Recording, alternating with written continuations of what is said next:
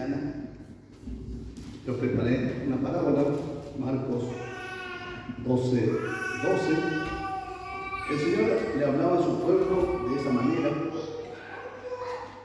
Y como los judíos, los hebreos, eran personas que desde muy adolescentes ya participaban en la sinagoga, por lo tanto eran conocedores de la palabra de Dios. Y cuando Jesús le hablaba con una parábola, era la forma tan sencilla y ellos lo comprendían. Y eso es lo interesante, lo importante. Y por eso también yo dije, bueno, en esta mañana quiero compartir con ellos esta parábola tan importante, que las enseñanzas que nos deja. Porque nos enseña un panorama total del amor de Dios y la preocupación del Padre Celestial por sus criaturas, por su creación.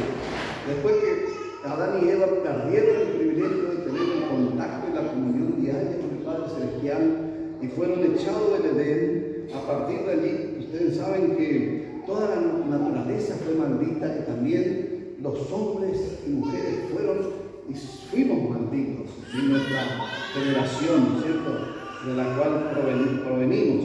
Y saben que esa maldición en esta parábola se puede observar muy fácilmente, y de hecho que los hebreos comprendían y reaccionaban de una manera muy feroz contra nuestro Señor Jesucristo, ¿sí? Y de eso todo iba preparándose el momento en que Jesús iba a ir a la cruz del Calvario por cada uno de nosotros. Recuerden que el Señor desarrolló su ministerio durante 3 años. El primer año fue el año de preparación, le llaman así, y también después viene el de popularidad, cuando ya hizo muchos milagros y era una persona conocida. Imagínense, los medios de comunicación de esa época no era como el nuestro. Entonces, sin embargo, en todo ese tiempo se propagó y era conocido quién era Jesús. También muchos lo aceptaron como el Mesías Salvador y otros lo rechazaron, pero no era desconocido.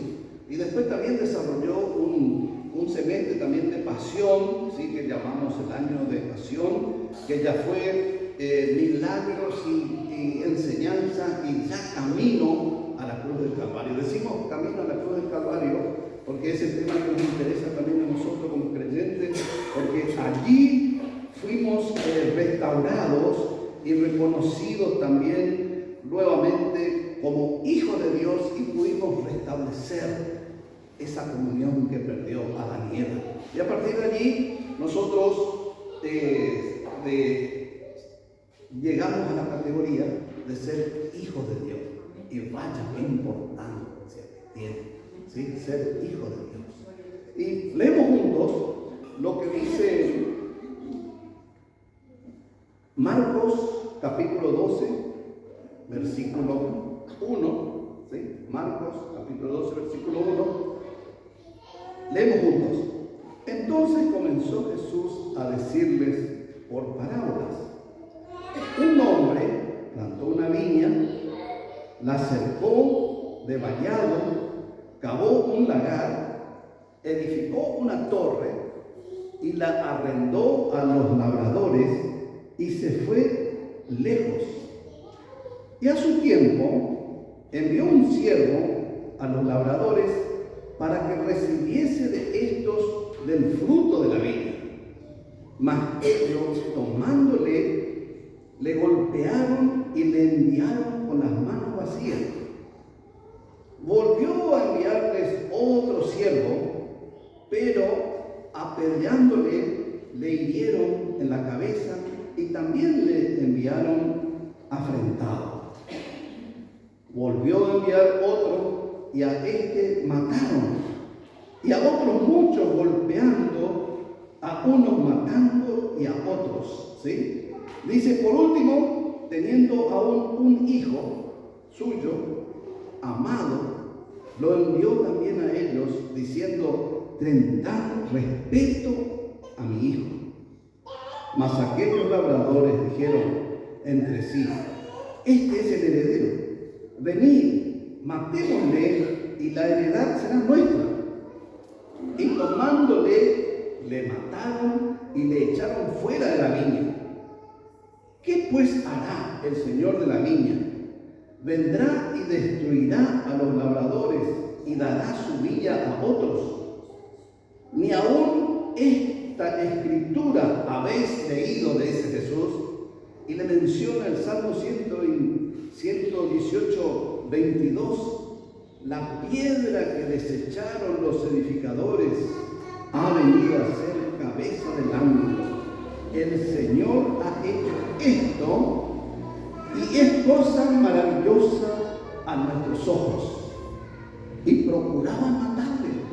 ¿Por qué? Porque entendieron que la exhortación parabólica era para ellos, ¿sí? Exactamente así como la enseñanza parabólica de la parábola, ¿no es cierto? Actuaban el pueblo elegido por Dios. Ese pueblo elegido por Dios para llevar y dar a conocer las bonanzas de un Padre Celestial que nos ama y que tenía un plan y proyecto de restaurar la comunión con nosotros, fue rechazado. Y entonces esa piedra del ángulo que era Jesucristo, rechazaron. Y sigue diciendo, y procuraban prenderle porque entendían que decían contra ellos aquella parábola, pero temían a la multitud y dejándole se fueron. ¿Saben, hermano? Ellos sabían perfectamente bien y conocían. Vamos a leer el Salmo 118, si usted lo puede hacer, allí le invito. El Salmo 128, en mi Biblia está marcado justamente de rojo, porque la palabra que Jesús mencionó. Sí, Salmo 118, versículo 22. Vamos a leer a partir del versículo 21. Dice: te alabaré porque me has oído y me fuiste por salvación. La piedra que desecharon los edificadores ha venido a ser la cabeza del ángulo. De parte de Jehová es esto, y es cosa maravillosa a nuestros ojos. Este es el día que hizo Jehová, nos gozaremos y nos alegraremos en él. Decía el salmista 600 años antes de que Jesús mencionara nuevamente la palabra de Dios, diciéndoles en esta parábola lo que ellos habían hecho. ¿Por qué? Porque el Señor levantaba profetas, levantaba siervos, levantaba sacerdotes, pero especialmente los profetas eran en ese tiempo golpeados, castigados, y muchos de ellos fueron asesinados. Tenemos, por ejemplo, a Juan el Bautista, un profeta intertestamentario, porque él nació 6 meses antes de nuestro Señor Jesucristo, tenía un parentesco con nuestro Señor Jesucristo, pero él también se crió a partir de su adolescencia, criado por el Espíritu Santo, prácticamente se apartó de la sociedad y fue a vivir en el desierto y vivir una vida para él cómoda, pero desde el punto de vista de nosotros vemos que no era una vida tan cómoda, pero él vivía feliz y placenteramente, pero no solamente eso, tenía la comunión con el Espíritu Santo y tenía todo lo que necesitaba, ¿sí? Se recuerden que él se alimentaba de miel, las abejas, ¿no es cierto? Y de otros productores de miel también, otro tipo de insectos, ¿no es cierto?, que producen miel. Y como hay un insecto que acá se conoce como mirí, le llaman los guaraníes, ¿no es cierto? Pero es una pequeña, no sé si es abejita, pero es totalmente inofensivo. ¿Sí? Usted puede melar sin ningún inconveniente y ninguna de ellas te va a atacar ni te va a picar. Pero tiene una miel que es mucho más sustanciosa que la miel de abeja, o sea que tiene más propiedades químicas favorables. Y también él se alimentaba, dice la palabra de Dios, de los frutos del mar. Cuando el mar de noche avanza hacia la playa, siempre avanza unos 30, 40 metros, y entonces allí también los frutos del mar se desplazan. Y cuando el mar vuelve al otro día a su lugar, con el calor y las piedras, se cocinaban solos, ¿sí? Especialmente los conejo grande, ¿no es cierto? Y todos los frutos de mar. Entonces el Juan el Bautista se alimentaba de eso. Así que vieron cómo el Señor proveía todo para su alimentación, pero también estaba lleno del Espíritu Santo. Y justamente Él fue el que le bautizó a Jesús y nos dejó la forma en que nosotros tenemos que bautizar, ¿sí? Él le hizo de esa manera. Y saben que Jesús no bautizó a ninguno, pero sí sus discípulos bautizaron. Y de allí nosotros tomamos la forma también en que bautizamos a la persona. Y Juan el Bautista fue uno de los mártires también durante el tiempo de prácticamente el comienzo de popularidad de nuestro Señor Jesucristo. Juan el Bautista pasa por esa situación en que pierde la vida, porque él exhortaba a uno de los reyes, Herodes, ¿sí?, que había tomado por esposa a su cuñada, o sea, a la esposa de Felipe, que gobernaba en una provincia más alejada. Él tomó por esposa a una de su cuñada y eso le reprochaba Juan el Bautista en el campo espiritual. O sea, le llamaban la atención, que vivía en adulterio y cómo podía estar gobernando como rey sobre Israel. Era algo totalmente inaceptable y eso realmente le costó ser decapitado. Pero todo estaba en el plan de Dios. Parece tan difícil y fuerte de comprender, pero estaba en los planes de Dios, ¿sí? Y ese profeta se levanta de esa manera. Y por eso vemos acá también en esta parábola cómo el Señor le llama la atención al pueblo y comprendieron perfectamente, porque ellos veían el rechazo que existía sobre la palabra de Dios enseñada como el Señor estaba implementando, con planes de restauración espiritual, con planes de venir como el Mesías Redentor, pero ellos tenían otros planes. Y podemos ver en nuestro tiempo también, hermanos, ¿sí? Muchas personas, ¿sí?, creen en Dios, pero no se pueden comprometer con Dios, porque los planes que ellos tienen no son los planes que Dios tiene para cada uno de sus hijos. Y los hijos de Dios tenemos que buscar la forma y la guía del Espíritu Santo para que podamos vivir como Dios desea que vivamos. Porque Él tiene un propósito para cada uno de nuestras vidas. Y los propósitos de mi vida pueden ser muy diferentes al tuyo, pero tú tienes que ponerte firme y pedir lo que deseas, porque la palabra de Dios nos autoriza de que tenemos que pedir los mejores dones y que despierte en nosotros talentos, los mejores. ¿Y quién lo va a hacer? Él lo va a hacer. Y Él también es el que reúne todo lo que necesitamos para hacer su obra. Así que tenemos que no aferrarnos a lo que el mundo nos enseña, sino que tenemos que aferrarnos a la palabra de Dios y dejarnos guiar por el Espíritu Santo. Porque la obra es de Él. Él es el que levanta siempre. Y Él es el que desecha también si nosotros no le obedecemos. Así que es fácil. Solamente tenemos que aprender, ¿sí?, a reconocer su autoridad, a reconocer la posibilidad que Él nos da y dejarlo usar. O sea, el mensaje es: dejate usar, hermana, dejate usar, hermano, ¿sí? Y los dones y talentos que Él te dio, no te los guardes. No te lo guardes. ¿En qué ocasión me vas a usar? Porque el Señor dice que los voy a llenar de sabiduría, de talento, que los mejores dones voy a derramar sobre ustedes, pero tiene un propósito, es para la comunión con la iglesia.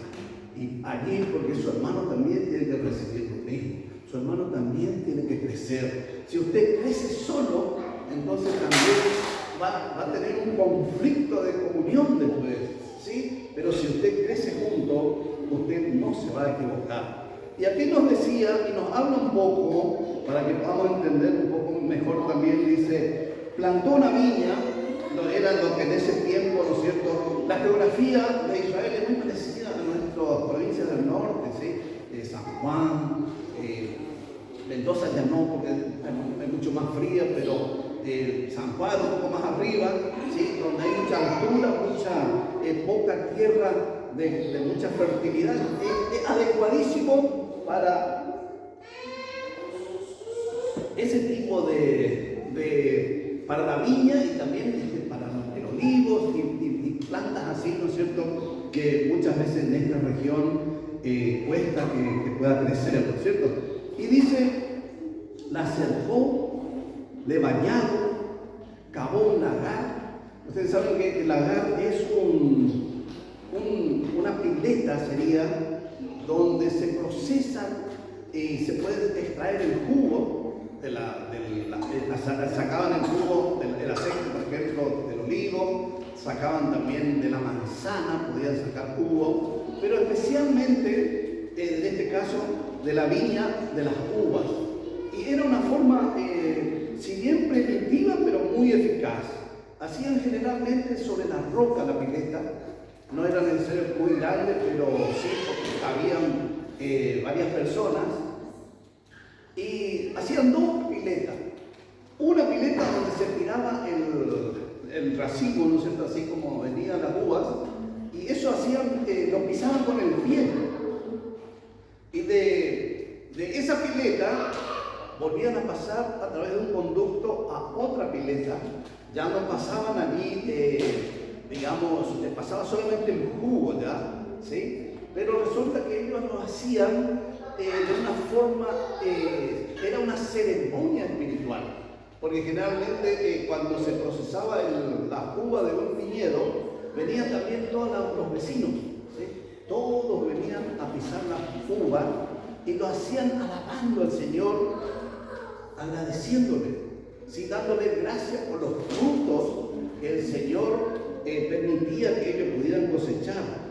Tenían una dependencia de Dios, y cuando podían cosechar y hacer una buena cosecha y veían que la cosecha era abundante y buena, entonces más gozo y alegría experimentaban, pero compartían con sus vecinos. Venían sus vecinos y se hacía la pisada de uvas. Yo le llamo la pisada por una forma, ¿no es cierto?, así nació el vino patero, y resulta que era una ceremonia, porque no estaban todos tristes allí pisando las uvas, sino que alabando y dando gracias y bendiciendo el nombre de Jesús, del Padre Celestial, por la misericordia y por la bonanza que recibían.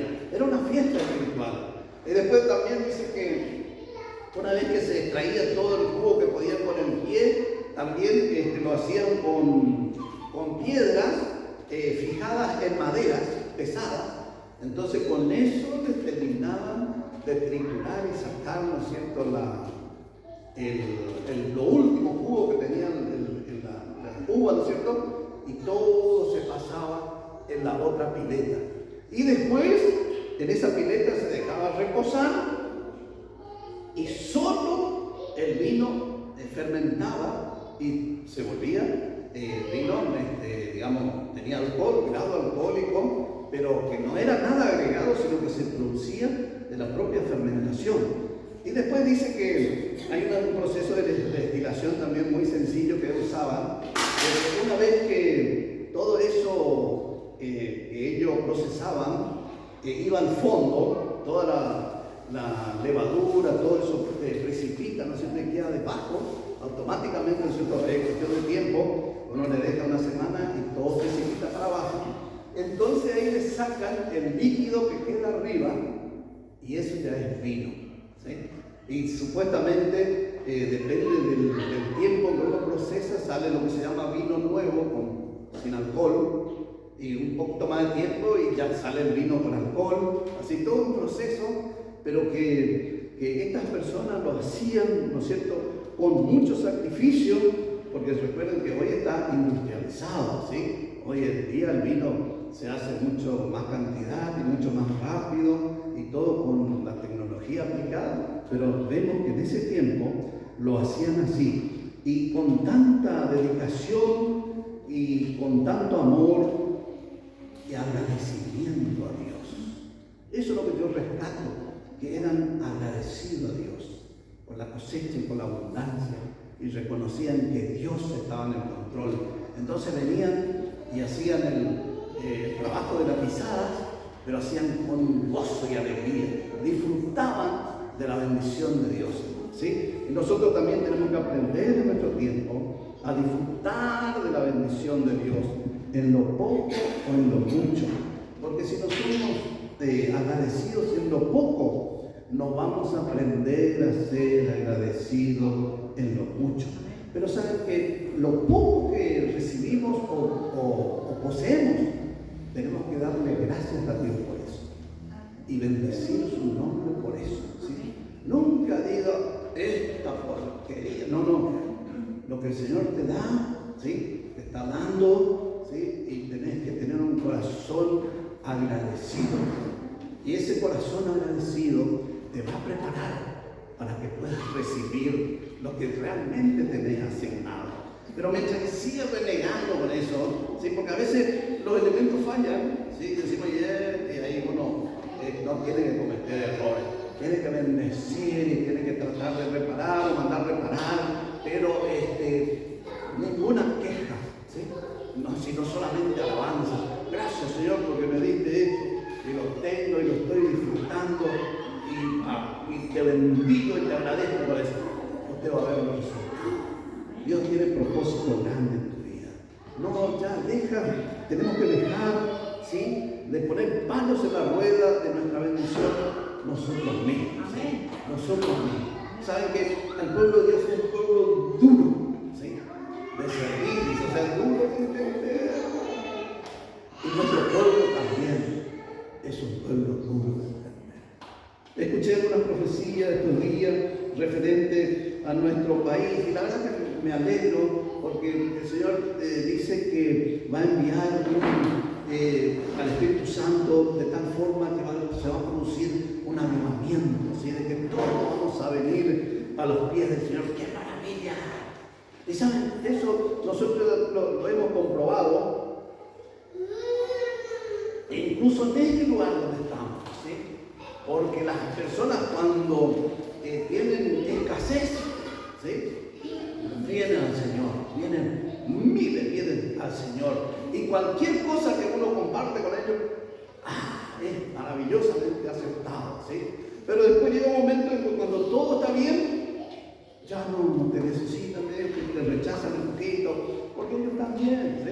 Pero el Señor dice, yo repito lo que escuché, ¿no es cierto?, de que va a haber una bendición, un despertar espiritual, una necesidad del pueblo de Dios y que va a venir a Dios. Y eso es maravilloso. Así que espero que así sea y que podamos ser protagonistas también nosotros allí para atender a esa gente, para bendecir a esa gente, para encaminar y mostrarle dónde están las reglas de la bendición, que si son fieles a las reglas de la bendición, ya están. ¿Sí? El problema es aprender a ser fiel a las reglas de la bendición. Yo entiendo, porque pasé mucho tiempo también enredado en eso. Sí, que no. Entonces, ¿saben? Cuando nosotros nos afirmamos, decimos, voy a probarle al Señor en esto, pruébelo, y usted va a ver las consecuencias, ¿sí? Usted va a ver, toda nuestra accionar tiene consecuencias. Si hacemos bien las cosas, consecuencias negativas.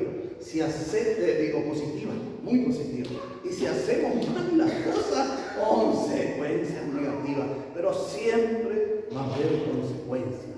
Porque estamos aquí y el Señor nos exhorta y nos enseña de que todo lo que sembramos vamos a cosechar, ¿sí? Así que sembramos lo bueno y vamos a cosechar lo bueno. También nos enseña una regla tan sencilla, no solamente amar al prójimo como a ti mismo, sino que seamos, ¿no es cierto?, el que está al lado, que tengamos consideración y respeto por la persona, ¿sí? Tenemos que amarnos, ¿sí? Por más que te rechacen, nosotros no rechazamos a la persona, tenemos que amarlo. A veces es evidente el rechazo, pero hacemos como que no entendimos, ¿sí? Total, ¿sí? El Señor es el que recompensa y Él es el que da multiplicado las bendiciones. Así que tranquilos. Y también dice, edificó una torre. La torre tiene hasta el día de hoy este objetivo. Sí, vemos que las grandes empresas siguen edificando torres, pero esas torres eran edificadas en ese tiempo para poder subir y observar sino había animales que entraban en la viña, que podía perjudicar la viña. Entonces de arriba en la torre ya se lo veía, y también se podía guardar herramientas abajo en la torre. O sea, tenía funcionalidades distintas, índole muy importantes, ¿sí? Entonces el judío que escuchaba esta enseñanza, el pueblo hebreo, para colmo, ellos tenían, al igual que en nuestro tiempo, distintos sectores, digámosle, pero eran sectas, ¿sí? Y que tenían distintas costumbres. Pero si usted viaja por Argentina nomás, ¿sí? O en nuestra región es más notoria, acá donde nosotros estamos en Misiones, porque usted se va 100 kilómetros acá a la derecha y va a encontrar personas que viven totalmente diferente, que hablan totalmente diferente y comen totalmente diferente, ¿sí? Y muchas cosas, la costumbre es maravillosa y otras nos chocan porque tenemos otra costumbre. Y acá usted va solamente 5 kilómetros o tal vez menos, ¿sí?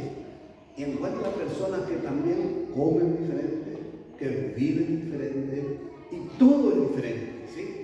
Yo aprendí a hablar, por la bendición de Dios, agradezco, ¿sí? En guaraní. Entonces, cuando paso al otro lado, no tengo ningún problema de comunicación, pero ellos viven diferente, ellos son diferentes. No es que sea malo, pero son diferentes, porque eso es culturalmente cada región, y los judíos también tenían ese problema, ¿sí? Algunos eran muy conocedores de la palabra de Dios y entonces eran doctores prácticamente en la ley, pero eso les apartaba de la comunión fraterna y sincera con sus hermanos, ¿sí? Y era gravísimo. Y otros eran los escribas, los escribían los acontecimientos, ¿sí? Que el Espíritu Santo les guiaba lo que estaba sucediendo, y no solamente hacían historia, sino que eran inspirados por el Espíritu Santo y quedaba para nosotros, ¿no es cierto?, la información. Pero también eran diferentes, porque dicen que la mayoría eran los intelectuales de ese tiempo y las personas adineradas de ese tiempo. Después había 3 sectores más, que son sectas, ¿no es cierto?, y que tenían otras costumbres, pero ellos eran, digamos, menos influyentes en la sociedad, formaban parte del Sanedrín, pero no influían tanto, ¿sí? Sí, eran, digamos, personas con menos recursos, personas con menos capacitación, y por lo tanto no influían como los fariseos y los escribas, pero los que más influían eran los fariseos. Y dicen que los fariseos eran personas que, como les dije, prácticamente muy parecida a nuestra sociedad, gente muy preparada, gente muy conocedora, pero que todo eso también le alejaba del amor de Dios. Siempre se creían que ellos lo sabían todo, que ellos podían solucionar todo, y tenían un propósito de gobierno. Recuerden ustedes que ellos vivían esclavos. En ese momento en que Jesús vino a la tierra como Mesías, ellos vivían esclavos por Roma, ¿sí? Los romanos le tenían esclavos, solamente que le daban lo que se llama hasta el día de hoy la libertad de culto, ¿sí? Podían realizar su culto, pero ellos tenían recaudadores de impuestos para Roma, ¿sí? Y tenían también todo controlado para que no haya disturbio. Por eso fue que en la Pascua, cuando nuestro Señor Jesús va a la cruz del Calvario, estaban todos allí, porque los judíos estaban celebrando la Pascua. Había también guardia de seguridad, mucho más personas de los que estaban comúnmente en esa ciudad, sino que había más autoridades, ¿sí?, cuidando el orden supuestamente. Pero el tema era que ellos tenían y esperaban a un Mesías redentor, pero no de la manera en que nuestro Señor Jesucristo le venía a ofrecer: salvación eterna, comunión con el Padre de una vez y para siempre. Lo rechazaron.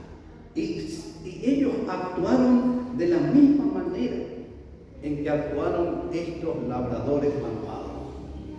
Pues el Señor levantó, como les dije, profetas en todo el tiempo, y nunca faltó palabra de Dios a pesar de que el pueblo era rebelde y generalmente cuando eran bendecidos y prosperados, entraban en pecado.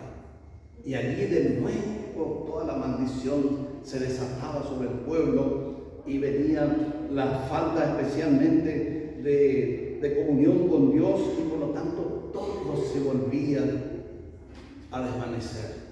Y nunca pudieron tener una plena comunión con Dios, porque era un pueblo que estaba castigado y maldito a través justamente de alejarse de Dios. Pero cuando vino Cristo y trajo la solución de la comunión nuevamente y de que podamos pertenecer a su reino, lo rechazaron. Por eso el Señor Jesús, cuando termina de contarles la parábola y ellos se sintieron tocados, y el Señor sabía que estaba tocando a los huesos, como decimos nosotros ahora, tocando el alma y el espíritu. A pesar de eso, entonces le menciona el Salmo 118, 22, que la piedra fundamental, ¿no es cierto?, desecharon los edificadores e hicieron lo mismo, se comportaron de la misma forma que los labradores malvados. De esa manera podemos ver cómo nuestro Señor Jesús había instruido a ese pueblo, pero ese pueblo no respondió a la instrucción. Y sé por que en nuestro tiempo pasa exactamente lo mismo. Por eso es que la enseñanza de la palabra está viva y es eficaz. En nuestro tiempo también hay muchas personas que rechazan el Evangelio, rechazan a Jesucristo o quieren implementar costumbres, ¿sí?, que siempre y especialmente siempre el Señor lo señaló y lo descartó y lo criticó severamente, pero ellos quieren implementar esas costumbres en medio de su pueblo y el Señor las rechaza y los sigue rechazando. Por eso es muy importante la lectura de la palabra todos los días, incorporar siempre en nuestro conocimiento y que llegue a nuestra alma, a nuestro espíritu y cambie nuestra manera de pensar. Nuestra manera de pensar tiene que cambiar, porque si nuestra manera de pensar no cambia, actuamos exactamente así como pensamos. Si usted está acostumbrado a decir malas palabras, usted va a decir malas palabras en cualquier lugar.